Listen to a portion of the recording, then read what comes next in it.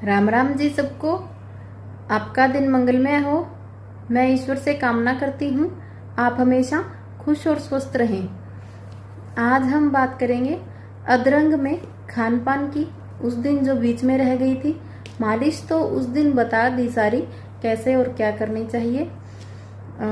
अदरंग का जो रोग है, इसके अंदर यदि स्नान करें आप तो गर्म पानी से करना है और कम से कम दिन में एक बार भाप जो होती है उसको शरीर पे पूरे लगने दें, जिसकी वजह से रोम छिद्र खुल सके, पसीना आ सके। ढक के रखें, बाहर खुली हवा ना लगने दें।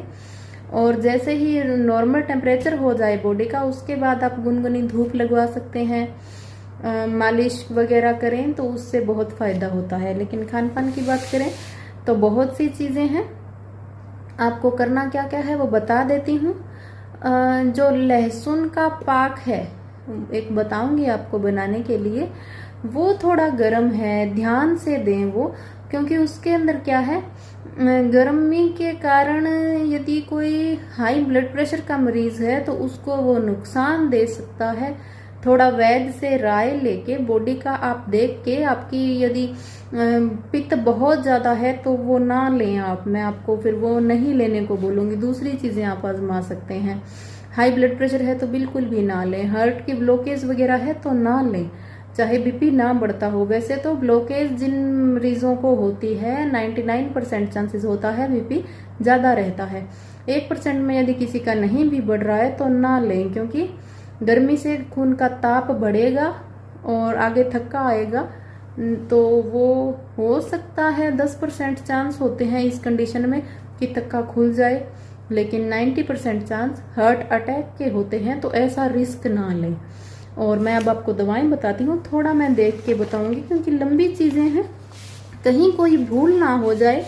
फायदा चाहे 10% लोगों को मिले, नुकसान किसी को भी नहीं होना चाहिए। तो ये मेरे जो किताबों का भंडारण है उसके अंदर थोड़ा थोड़ा देख के भी कुछ चीज का नुकसान ना हो, क्योंकि जब इकट्ठी बहुत सारी चीजें बतानी होती है तो मात्रा और चीजें मिक्स हो जाती हैं। तो एक तो देखिए, जो ये अधरंग का रोग है, इस रोगी को कभी भी कब्ज ना होने दें। और कब्ज का सबसे अच्छा उपाय लहसुन प्याज डाल के, टमाटर का सूप बना के, थोड़ी काली मिर्च डाल के आप दें। दूसरा, खाने में जो भी आप दें खाना, वो मैदे से ना बना हो सके तो चोकर युक्त हो, नहीं तो कम से कम मैदे से तो जरूर बचाव करें। दिन में जब भी पीने को पानी दें, ठंडा कभी ना दें, गुनगुना दें। ये आम चीजें हैं, सभी को पता है, लेकिन फिर भी दोहराऊंगी कि कहीं कोई भूल ना हो। रोगी को मिले तो 100% लाभ मिलना चाहिए। उसके बाद एक आप और कर सकते हैं, अदरक का टुकड़ा पतला कटा हुआ मुंह में सीधा ही दिन में 1 या 2 बार आप जीभ पर रखें, उसका हल्का हल्का रस जाने दें शरीर के अंदर, और उसको बाद में चबा के खा सकते हैं। बहुत ही अच्छा है। एक तो इससे सबसे बड़ा फायदा, जीभ कभी भी वो रुकेगी नहीं, उसकी नसें चलती रहेंगी, अटैक का जो नुकसान है वो नहीं होगा। दूसरा, शरीर में वायु नहीं बढ़ेगी। अदरंग वायु का रोग है तो इसमें आपको बहुत राहत मिलेगी। एक और चीज आप कर सकते हैं, उड़द और सौंठ को पीस कर रख लें और इस चूर्ण को चाय पत्ती के स्थान पर, यानी कि पानी में सीधा उबाल कर दिन में 3 से 4 बार 1-1 कप पिलाएं। तो मात्रा कम भी ले सकते हैं। यदि किसी का शरीर में गर्मी बहुत ज्यादा है तो दिन में आप 2 बार ले लें, सुबह और शाम। उड़द और सौंठ पीस कर, मतलब उड़द आप थोड़ी ज्यादा ले सकते हैं। उड़द जैसे आपने आधा चम्मच ले लिया, सौंठ आप 2 चुटकी ले ली, और इस तरह आप इसका काढ़ा बना के दिन में पी सकते हैं। यदि आपको अदरक ज्यादा तीखी लग रही है, सौंठ जो है, तो उसमें थोड़ा शहद डाल सकते हैं, यदि मरीज डायबिटीज का नहीं है तो। नहीं तो फिर आप रिस्क ना लें।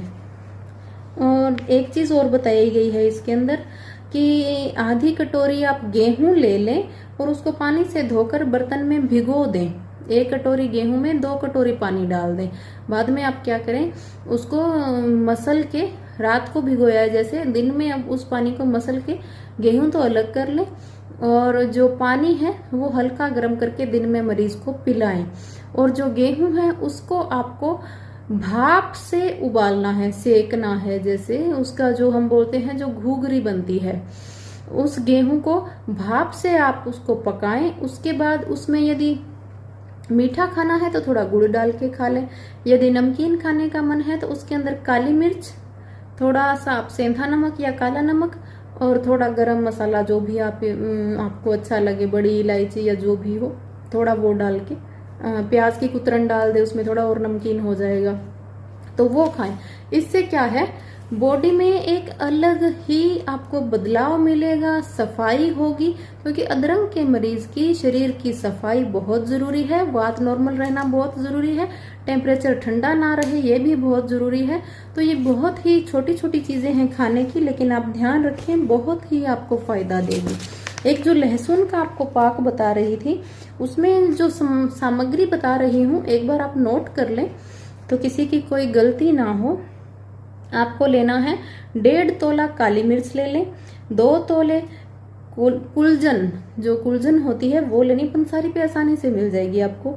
2 तोले पीपल लेना है, 2 तोले रूमी मस्तगी, ये सामान थोड़ा मुश्किल है, आसानी से लिख लें। रूमी मस्तगी लेनी है 2 तोले, 1.5 तोला दालचीनी, 1.5 तोला वच जो होता है ये हाजमे के लिए बहुत अच्छा होता है, पंसारी पे मिल जाता है। और आपको लेना है 2.5 तोले शतावर, शाकाकुल और सलाम मिश्री, ये सभी 2.5 तोले लेना है। इन्हें पीसकर भुना हुआ लहसुन भी किसी अमृतबान में भरकर महीने भर के लिए अनाज के ढेर में दबा दें।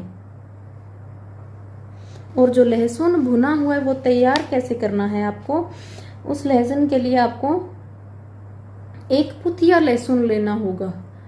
ये दवा में काम आता है और बहुत ही कम जगह बोया जाता है। अब 1 पुतिया यदि आप घर में तैयार करना चाहें तो लहसुन की जो डंठल होती है, लंबी डंडी होती है पीछे, उसके ऊपर सिरे पर बिल्कुल गोल गोल से लहसुन होते हैं 1-2, वो उसका बीज होता है। आप घर पे तैयार बना सकते हैं, ये दवा में काम आता है, हर किसी को बना के रखना चाहिए।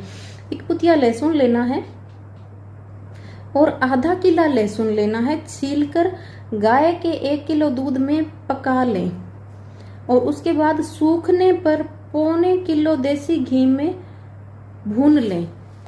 तो ये इस तरह लहसुन तैयार होगा। उसके बाद ये मसाले उसमें मिलाने हैं जो आपको बताए हैं, और फिर उसको आप महीने भर के लिए अनाज के ढेर में दबा दें। अब आप देख लें व्यक्ति की आयु और शक्ति कितनी है, उसके अनुसार आपको इस पाक में शहद मिला के दूध के साथ खिलाएं। और कितने दिन खिलाना है, ये जितने दिन हो, लगभग 1 महीने की खुराक है ये। तो जो आराम आपको कम से कम 7 दिन के अंदर पूरा आराम नजर आने लगेगा। और सबसे उत्तम दवा है ये, चाहो तो मैं रिपीट कर दूं। आधा किलो छिला हुआ आपको लहसुन लेना है, उसको करना क्या है, 1 किलो दूध में पकाना है, गाय के दूध में। अब गाय यदि आई है तो आप या तो देसी गाय का दूध लें या राठी गाय का दूध लें, उसके अंदर अच्छे से पका लें। जब दूध सूख जाए, मतलब उसका मावा उसके अंदर पूरा चला जाए, उसके बाद 1.25 किलो जो घी है, 1.25 किलो घी, उसके अंदर इस लहसुन को भून लें। अब ये लहसुन हो चुका है तैयार। यदि घी इसके अंदर पूरा नहीं रमा है तो उस घी को आप थोड़ा अलग कर दें, लहसुन काम में ले लें, क्योंकि घी बहुत ज्यादा हो जाएगा तो फिर नुकसानदायी होगा। उसके बाद जो भी आपको सामान बताया था वो एक बार ही बता दिया, आपने नोट डाउन कर लिया होगा। फिर उस सारे सामान को पीस कर भुने हुए जो लहसुन है उसके अंदर डाल के, कोई अमृतबान जो होता है चीनी मिट्टी का या कांच का, उसके अंदर भर के 1 महीने के लिए अनाज के अंदर दबा दें।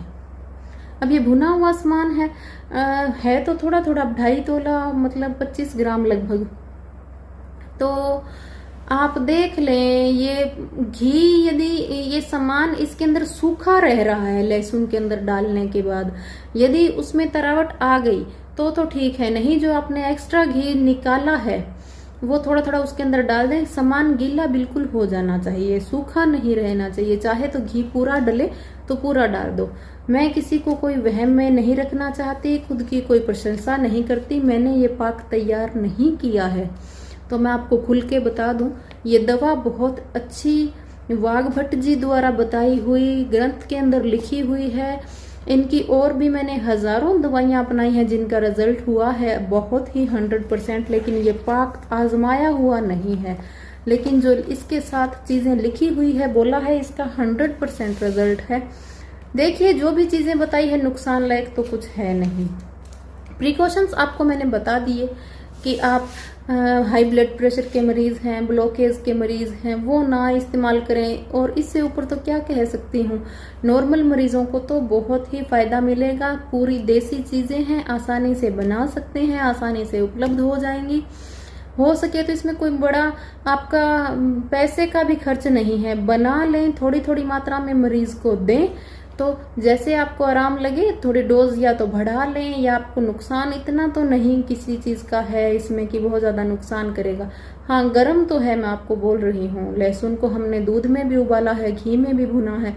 लहसुन आग पर चढ़ाने के बाद गर्म करता है, कच्चा लहसुन कभी भी गर्म नहीं करता। तो ये सब चीजें हैं, ये मैंने आपको पहले भी बोली थी कि इसकी दवाएं तो गर्म बहुत होंगी। आजमा वो गेहूं वाला वो तो आप जरूर करें, उसमें कोई नुकसान वाला नहीं है।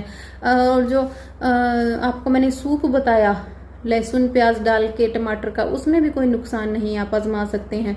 अदरक का टुकड़ा कच्चा कभी भी गर्म नहीं करता, चबाएं, बहुत अच्छा है। तो ये सब चीजें हैं, आजमाएं, अपना ख्याल रखें, स्वस्थ रहें, मस्त रहें। धन्यवाद।